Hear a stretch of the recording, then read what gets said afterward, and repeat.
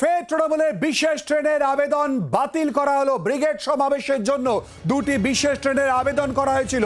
দুটি বিশেষ ট্রেনের আবেদন করেছিল তৃণমূল কংগ্রেস, সেই আবেদন বাতিল হয়েছে এমনটাই দাবি তৃণমূল কংগ্রেসের। ফের তৃণমূল কংগ্রেসের বিশেষ ট্রেনের আবেদন বাতিল। ব্রিগেড সমাবেশের জন্য দুটি বিশেষ ট্রেনের জন্য আবেদন করা হয়েছিল। দুটি বিশেষ ট্রেনের আবেদন করেছিল তৃণমূল কংগ্রেস, সেই আবেদন বাতিল করা হয়েছে দাবি তৃণমূল কংগ্রেসের। এর আগেও দিল্লিতে বকেয়া আন্দোলনের সময় ট্রেনের জন্য আবেদন করা হয়েছিল, সেই ট্রেনের আবেদনও বাতিল করা হয়েছিল। আর এবারে ব্রিগেডের জন্য যে আবেদন করা হয়েছিল দুটি বিশেষ ট্রেনের জন্য তৃণমূল কংগ্রেসের তরফ থেকে, সেই আবেদনও বাতিল। ব্রিগেড সমাবেশের জন্য দুটি বিশেষ ট্রেনের জন্য আবেদন জানানো হয়েছিল, দুটি বিশেষ ট্রেনের আবেদন বাতিল করা হয়েছে বলে জানিয়েছে ইতিমধ্যেই তৃণমূল কংগ্রেস। সেই আবেদন বাতিল করা হয়েছে দাবি তৃণমূল কংগ্রেসের তরফ থেকে। এর আগেও দিল্লিতে বকেয়া আন্দোলনের সময়ও ট্রেন বাতিল করা হয়েছিল।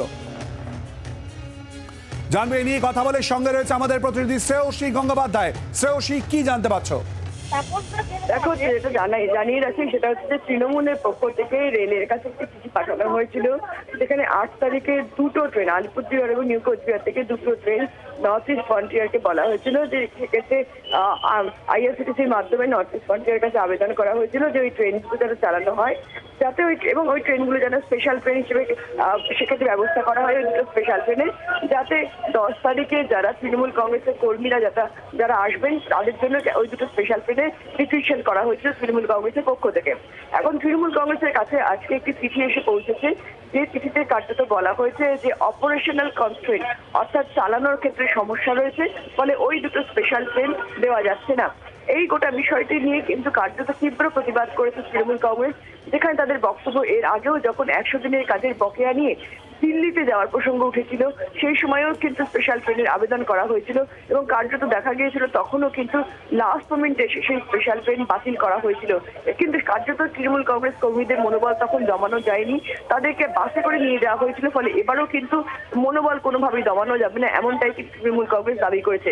ফলে কার্যত যেটা দাঁড়ালো যে তৃণমূল কংগ্রেস যে দুটো ট্রেনের জন্য স্পেশাল ট্রেনের নর্থ বেঙ্গল থেকে দুটো স্পেশাল ট্রেনের জন্য আবেদন করেছিল 8 তারিখে, সেই দুটো স্পেশাল ট্রেনের আবেদন কিন্তু খারিজ হয়েছে, যেটাকে তৃণমূল কংগ্রেস মনে করছে এটা রাজনৈতিক প্রতিহিংসার কারণে কিন্তু কার্যত এই গোটা বিষয়টা হচ্ছে।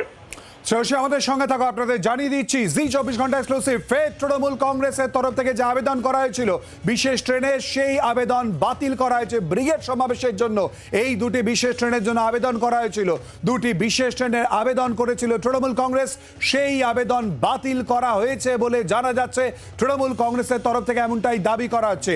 এর আগেও দিল্লিতে বকেয়া আন্দোলনের সময়ও ট্রেন বাতিল করা হয়েছিল।